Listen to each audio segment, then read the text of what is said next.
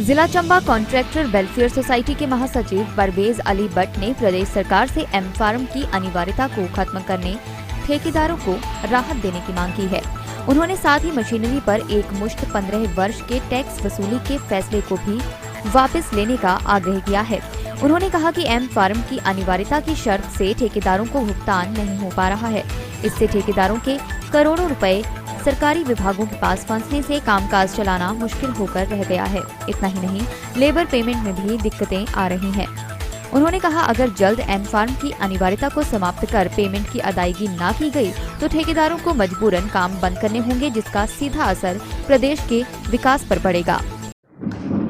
मैं परवेज अली भट्ट, महासचिव जिला ठेकेदार कॉन्ट्रैक्टर सोसाइटी जिला चंबा। सबसे पहले तो मैं आप सब लोगों का, जो हमारे पत्रकार बंधु और हमारे वीडियो चैनल के और जो अखबारों के सभी जो रिपोर्टर हैं, सबका मैं आपका हार्दिक यहाँ पर धन्यवाद करता हूँ कि आप लोग यहाँ पर आए। आज हमारी जो प्रेस कॉन्फ्रेंस है उसमें मुख्यतः हमारे जो 3 जो है डिमांड चार्टर हैं, जो हम जिलाधीश महोदय के माध्यम से जो है वो हिमाचल प्रदेश सरकार, माननीय गवर्नर साहब को और कुछ मुद्दे जो हम जो है वो सीएम साहब को जो है भेजेंगे।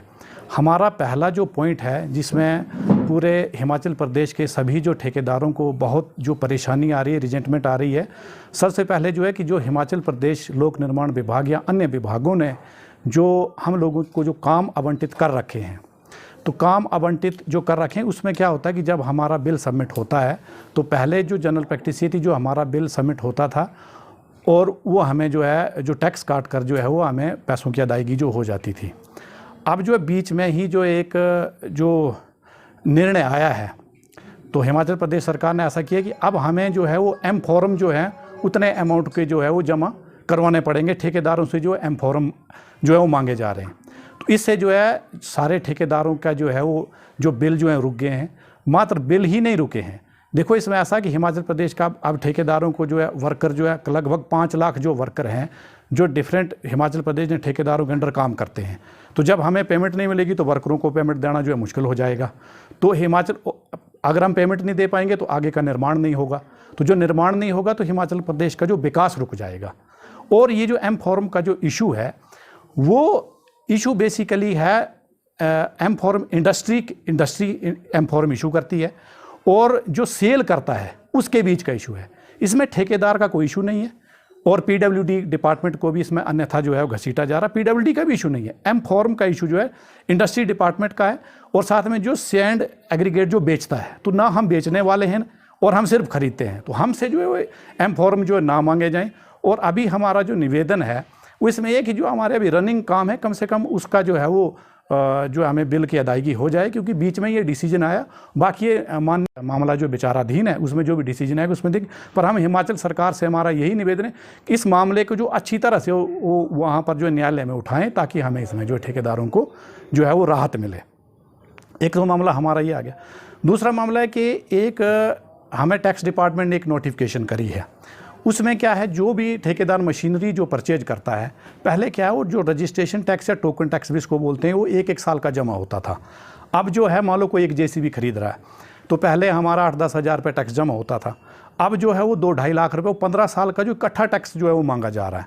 तो मान लो एक कोई ठेकेदार है, किसी ने बड़ी मुश्किल से मान लो एम्प्लॉयमेंट के लिए जो है वो जेसीबी खरीदी है। मान लो जैसे हिमाचल सरकार ने ऐसा प्रोविज़न कर रखा, मुख्यमंत्री स्वावलंबन योजना भी कई मशीनरी जो देते हैं, मान लो उसमें सब्सिडी दी जाती है कि अनएम्प्लॉयमेंट आदमी जो मशीनरी खरीदे और अपना काम चलाए। एक तरफ से हमें सब्सिडी मिल जाएगी, दूसरी तरफ से 3-4 लाख रुपए टैक्स में चला जाएगा। और कई मशीनें तो 50-60 लाख की हैं, तो मान लो उसमें 6-7 लाख रुपए जो है टैक्स इकट्ठा मांगा जा रहा है, जबकि बिल्कुल न्याय संगत नहीं है।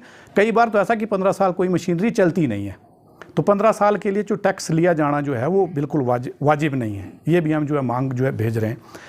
और तीसरी जो हमारी मांग है वो हमारे जो हमें काम मिलता है, मान लो एक सड़क निर्माण का कार्य मिला हमें, तो उसमें क्या होता है, जैसे एक्स कटिंग का कार्य होता है, उसमें जो है कुछ एक डिपार्टमेंट के द्वारा जो है वो पत्थरों की क्वांटिटी फिक्स की जाती है कि इस निर्माण कार्य में इतना पत्थर निकलेगा। उसमें जो है 300 रुपये प्रति हिसाब के साथ हमें जो है वो पत्थरों की कटौती जो हमारी की जाती है। ठीक है कि पत्थर जो है वो 300 रुपये के हिसाब से जो सरकार का पत्थर था वो कोई भी जो निजी सरकार की जो भी हूँ, इसमें सरकार की कोई प्रॉपर्टी सरकार की, 300 रुपये के हिसाब से हमारी रिकवरी होगी। अब उसके बाद क्या होता है, जब उन पत्थरों से हम कोई क्रेट लगाते हैं फिर उसके ऊपर भी हमारी रॉयल्टी काटी जाती है। तो ये एक तरफ से वो डिडक्शन 300 रुपये हो गया। अब वो हमने सरकार से पत्थर खरीदा 300 रुपये प्रति क्यूबिक मीटर, तो अब उसके एम्फॉर्म हमें कौन देगा? वो तो बिल्कुल हमारे साथ बिल्कुल अन्याय है ना। तो ये हमारी 3 जो है मुख्य मांगे, इनको लेकर के जो है माननीय जिला अधीक्षक महोदय के माध्यम से हम जो सरकार को और माननीय गवर्नर को जो है ज्ञापन सौंपेंगे। तो हमें उम्मीद है कि हिमाचल सरकार हमारे जो न्यायालय में जो एक मामला हमारा एम्फॉर्म का है जो विचाराधीन है, उस पर जो है वो अच्छी तरह से केस को प्लीड करे तो हमें राहत मिले, और बाकी 2 मामले जो माननीय मुख्यमंत्री को सौंपेंगे।